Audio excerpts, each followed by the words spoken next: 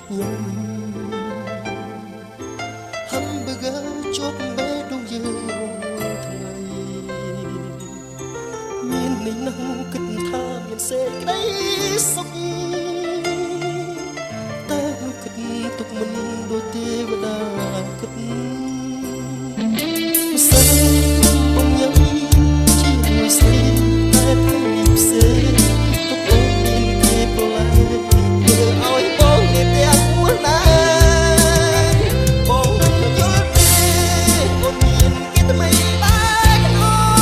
ងបងមិនយល់ទេនេះពេលចាំដាច់យ៉ាងនេះបងមិនយល់ទេអូនអើយគេរត់ទៅស្រីសុំបីតែកៅនេះធ្លាប់អង្គុយអូនអើយគេសុំជួបបង hamburger